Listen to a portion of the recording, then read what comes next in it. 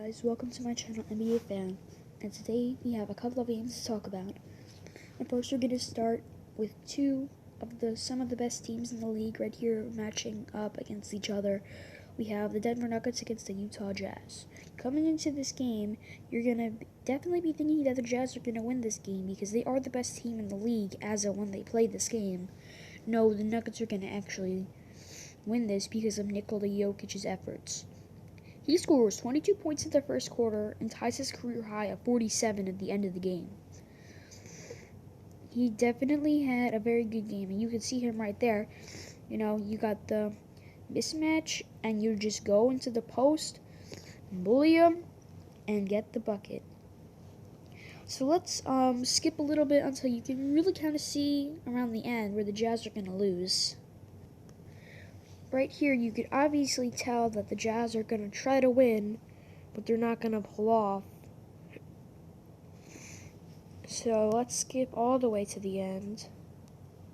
And now it's all like a 20-point game, which is pretty insane. So nice layup. But basically, yeah, they end up winning by a lot of points.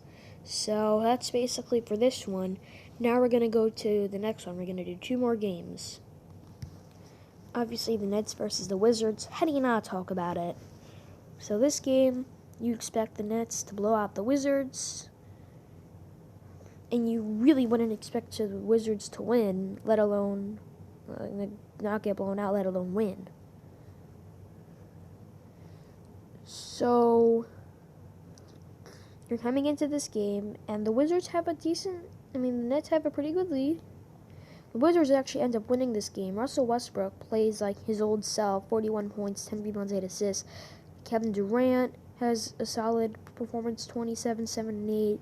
Bradley Beal has 37, so the two combined for 78, which gets the Wizards to win.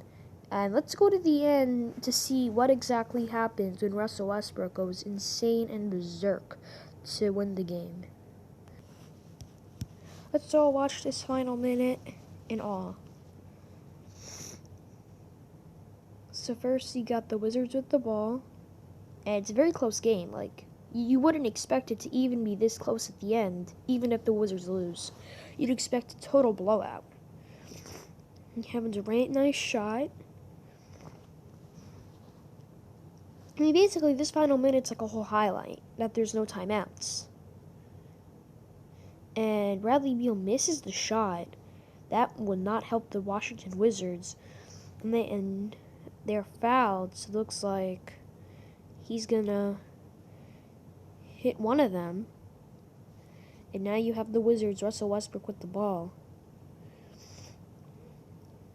And wow, he misses that shot. And this is where it really starts. It's a 5-point game, so you're like, wow, well, it looks like it's over. No, it's not. He's going to hit that shot. Then they get the steal. Russell Westbrook shoots a 3, and he's going to hit it. That will give them the lead.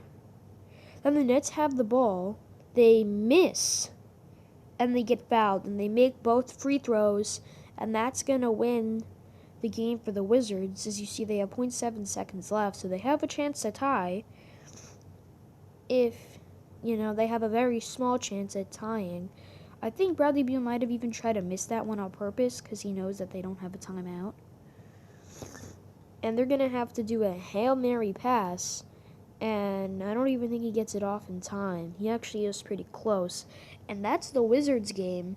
So here we go. Let's go to the next one. Philadelphia 76ers versus the Indiana Pacers.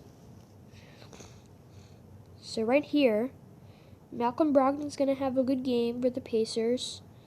And in the beginning, you're going to think, okay, both teams can win, but probably the Sixers. I mean, it might be a close game, which it ended up being a close game at the end. But then the Sixers ended up getting a giant lead, and they ended up winning by like 20 points. So here's what happens. they're like, wow, the Sixers actually have a pretty nice lead. They're getting, a rhythm going. They're going to win this game. Well, let's just skip a little bit through and you'll see what happens. So the Pacers start to gain an edge around here. It's a 13-point game and they have the ball. And Sabonis hits the and one. It's going to be about a 20-point game at this point. And it is almost. And the Sixers actually try to stage a comeback and they get kind of close. But their efforts are not going to last because the Pacers end up going to get their lead back. But it does look like they're going to get close. You got Ben Simmons hitting the tough layup. That could have been an and one. And now you basically have the Sixers in a hole. And that hole's going to get bigger than it was before when they try to stage the comeback. So maybe if they didn't stage the comeback, they wouldn't have actually been down by so much. Because what ends up happening is they almost get the comeback. And then the Pacers just completely obliterate them. And now they're up by like 20 points. I mean, now it's back to a 12-point game. You have the Sixers with the ball. Make that 10. And now it's only an 8-point game. Make that 11. And now they're up by 15. The Sixers haven't scored in a little while. They get a turnover. And Sabonis is going to hit another and one. So now they're in a bigger deficit than they were before. Now the Sixers really have to start coming back. Danny Green tries to get the foul, but he had to shoot it anyway, even if he didn't. And Sabonis, no foul there. It looks like there could have actually been a foul. And now it looks like the Sixers are starting to come back. Now it's a 15-point, it's a 16-point game, but they have a rhythm. Now it's a 14-point game. Solid defense, but McDermott is going to get the shot anyway.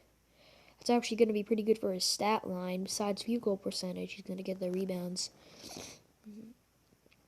But it looks like those efforts won't work either. Brogdon loses the ball, but they end up getting it anyway. That's an and one. And now it's a 19-point game. This team is not happy right now. And on the other side, they are. Now we're starting to get to the fourth quarter. And this is really not good.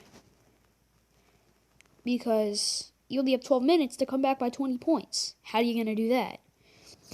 Sixers nice lob. And if they hit a three, it's officially a 20-point game. But it's going to be an and one that's going to get that. And Simmons gets the layup, and I think that's where the comeback is going to start. They miss. And now you have, you got him going. But it is only a 15-point game compared to what it was. So, it's a lot better. Nice shot by Korkmaz. Now it's a 14-point game. Can they play good defense? No, they cannot play good enough defense to get that. It's still a 16-point game. It's way better. And now it's 14. That was actually a really nice dunk from a big fella.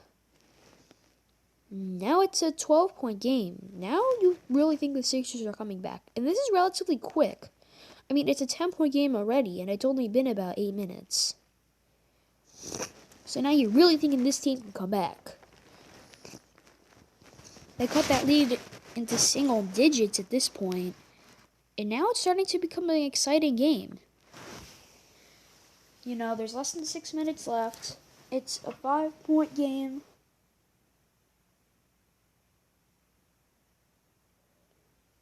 Really, it was. So now it's a 4-point. Now it's a 2-point game with 3 minutes and 50 seconds. So it's still a 1-point game. And that's for the lead. Korkmaz has actually been pretty good last night. Surprisingly good.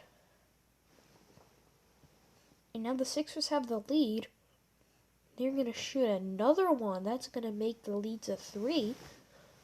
And now they're leading by 1 again. They end up winning by actually like 15 points or something. That's an 8-1.